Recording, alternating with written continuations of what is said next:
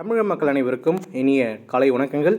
ஜூலை மாதம் 5ஆம் தேதி காலை 11 மணி அளவில் இந்த ஒரு வீடியோ பதிவு பண்ணிகிட்ருக்கோம். நான் உங்கள் அருண்குமார். ஒரு நீண்ட நாட்களுக்கு பிறகு ஒரு மாதத்துக்கு அப்புறம் பார்த்திங்கன்னா இந்த ஒரு வீடியோ பதிவு பண்ணிகிட்ருக்கோம். ஒரு வீடியோ பதிவு கொடுக்குறோம்னா முன்கூட்டியே மழை வரப்போகிறது தான் நம்ம அறிகுறியாக ஒரு வீடியோ பதிவு நம்ம கொடுப்போம்.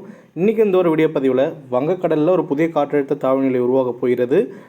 மழை சார்ந்த அந்த அலைகள், அதாவது இந்த ER, கெல்வின் மற்றும் MJO இந்த அலைகள் பார்த்திங்கன்னா நம்ம பேசினுக்கு சாதகமாக ஜூலை மாதம் மிடில் வீக்கில், அதாவது 13ஆம் தேதியிலிருந்து இந்த 21ஆம் தேதி வரைக்கும் சாதகமாக இருக்க போகுது.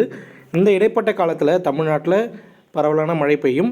அதாவது அக்யூரேட்டாக இந்த டேட்லேருந்து இந்த டேட்டு நம்ம இப்போதைக்கு சொல்ல முடியாது. ஒரு அப்ராக்சிமேட்டாக 13ஆம் தேதியிலேருந்து 20ஆம் தேதி வரைக்கும் நம்ம சொல்லலாம். இந்த நேரத்தில் தமிழ்நாட்டில் தற்போதைய வானிலை நிலவுகள் எப்படி இருக்குது அப்படிங்கிற ஒரு தகவலை இந்த ஒரு பதிவில் பார்ப்போம். அது மட்டும் இல்லாமல் தமிழ்நாட்டில் மழை எப்படி இருக்கலாம், வரக்கூடிய நாட்களில் லாங் ரேஞ்ச் ஃபோர்காஸ்டிங் சொல்லக்கூடிய நீண்டகால வானிலை அமைப்புகள் எப்படி இருக்குங்கிறத நம்ம பார்ப்போம். அதுக்கு முன்னாடி இது வரைக்கும் நம்ம சேனலை சப்ஸ்கிரைப் பண்ணவர்கள் மறக்காமல் சேனலை சப்ஸ்கிரைப் பண்ணிவிட்டு வீடியோ பாருங்கள். அப்போ தான் நீங்கள் பண்ணுற ஒவ்வொரு சப்ஸ்கிரைபும் நம்ம அடுத்த வீடியோ போடுறதுக்கு நமக்கு ஒரு என்கரேஜ்மெண்ட்டாக இருக்கும். நம்ம அதனால் கடந்த ஒரு மாதமாகவே வீடியோ பதிவுகள் நம்ம சைட்லேருந்து கொடுக்கல. மறக்காமல் சேனலை சப்ஸ்கிரைப் பண்ணிவிட்டு வீடியோ பாருங்கள். வாங்க வீடியோ பதிவுக்கு போகலாம். அதாவது நீங்கள் இந்த ஒரு செயற்கைக்கோள் படத்தில் பார்க்கும்போது தெரிய வரும், ஒரு எம்டியாக இருக்குது. அதாவது ஒரு உயர் மேகங்கள் இல்லாமல் ஒரு தெளிவான வானிலை தமிழ்நாட்டில் நீடித்து வருகிறத நீங்கள் பார்க்கலாம். தென்மேற்கு பருவமழை கொங்கன் மாநிலங்களான மும்பை, கோவா, குஜராத் உள்ளிட்ட இடங்களில் தீவிரமாகவும் வட மாநிலங்களிலும் தீவிரமாகவும் இருக்குது.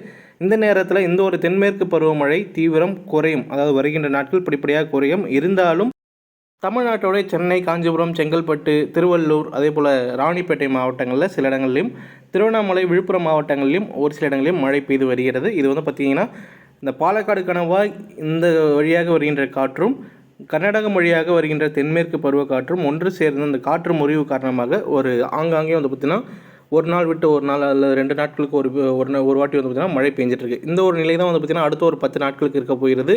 இதற்கு அடுத்ததாக தென்மேற்கு பருவமழை தீவிரம் குறைந்து வெப்பச்சலன மழை தீவிரமடையும். அதாவது நீங்கள் இந்த ஒரு காற்று வரைபடத்தில் பார்க்கும்போது தெரிய வரும். இந்த காற்று வரைபடமானது 18ஆம் தேதிக்கான காற்று வரைபடம். அதாவது இப்போ நம்ம பார்த்துருக்க 2 கணினி சார்ந்த கணிப்புகள், அதாவது யூரோப்பியன் மாடலாக இருக்கட்டும், குளோபல் ஃபோர்காஸ்டிங் சிஸ்டமாக அதாவது GFSஆக இருக்கட்டும், இந்த 2த்தையும் எடுத்து பார்க்கும்போது வேறுபாடுகள் இருக்குது. அதாவது ஒரு மாடலில் பார்த்திங்கன்னா 18ஆம் தேதியும், இன்னொரு மாடலில் பார்த்திங்கன்னா 14ஆம் தேதியும் வங்கக்கடலில் அந்த குறைந்த காற்று சுழற்சி உருவாகிற மாதிரி இருக்குது. அதனால் பார்த்திங்கன்னா 14ஆம் தேதி 18ஆம் தேதிங்கிறது அப்ராக்சிமேட்டாக பார்க்கும்போது இன்னும் ஒரு 10 நாட்கள் இருக்குது. இன்னும் கொஞ்சம் நெருங்க நாட்கள் 5 நாட்களுக்கு முன்னாடி, ஒரு 4 நாட்களுக்கு முன்னாடி இன்னும் நமக்கு தெளிவாக தெரிய வரும் எப்போது அந்த ஒரு நிகழ்வு உருவாக இருக்குதுன்னு. அதாவது வங்கக்கடலில் அந்த ஒரு நிகழ்வு உருவாகும் பட்சத்தில், அதாவது இந்த நாட்கள் வரைக்கும் சீனா பகுதிகள் மற்றும் தாய்லாந்து வழியாக வந்த காற்று சுழற்சிகள் தான் நம்மளுடைய வட மாநிலங்களுக்கு மழை கொடுத்தது. ஆனால் இப்போ பார்த்திங்கன்னா வங்கக்கடலிலிருந்து உருவாகக்கூடிய காற்று சுழற்சி படிப்படியாக நம்மளுடைய இலங்கை கீழே இருந்து மேலே படிப்படியாக நகர்ந்து வட மாநிலங்களை நோக்கி நகரும் போது தமிழ்நாட்டில் வெப்பச்சலன மழை குறைஞ்சது 4 முதல் 5 நாட்களுக்கு பார்த்திங்கன்னா இருக்கிறதுக்கான வாய்ப்புகள் ரொம்ப அதிகம். அதாவது இதுக்கு கம்மியாக இருக்கிறதுக்கான வாய்ப்புகளும் குறைவு, இதை தாண்டி இருக்கிறதுக்கான வாய்ப்புகளும் குறைவு. இந்த நாட்களில் குறைஞ்சது 4 நாளாவது கண்டிப்பாக மழை இருக்கிறதுக்கான வாய்ப்புகள் உண்டு. இப்போ நீங்கள் பார்க்குங்க, அந்த லாங் ரேஞ்ச் ஃபோர்காஸ்டிங்கோடைய ப்ரிசிபிடேஷன் மேப்னு சொல்லக்கூடிய மழை சார்ந்த வானிலை படம் தான் உங்களுக்கு காமிச்சிருக்கேன். அது நீங்கள் பார்க்கும்போது 14ஆம் தேதியிலேருந்து 21ஆம் தேதி இடைப்பட்ட பகுதியில் அந்த 7 நாட்களில் தமிழ்நாட்டில் இயல்பை கூடுதலான மழை, குறிப்பாக வட மாவட்டங்கள், டெல்டா மாவட்டங்கள், மத்திய உள் மாவட்டங்கள், அதே போல நம்மளுடைய தென் மாவட்டங்களான மதுரை, திண்டுக்கல், தேனி, சிவகங்கை, ராமநாதபுரம், புதுக்கோட்டை உள்ளிட்ட மாவட்டங்களிலும் மழை தீவிரமாக இருக்கக்கூடும். இந்த பாலக்காடு கணவாய் வழியாக வருகின்ற காற்று பகுதிகள் மற்றும் இந்த கன்னியாகுமரி, தென்காசி, திருநெல்வேலி, தூத்துக்குடி இந்த இடங்களை தவிர்த்து பெரும்பாலான இடங்களில் வெப்பச்சலன மழை சிறப்பாக இருக்கிற மாதிரி காமிச்சிருக்காங்க, டெல்டா மாவட்டங்கள் உட்பட.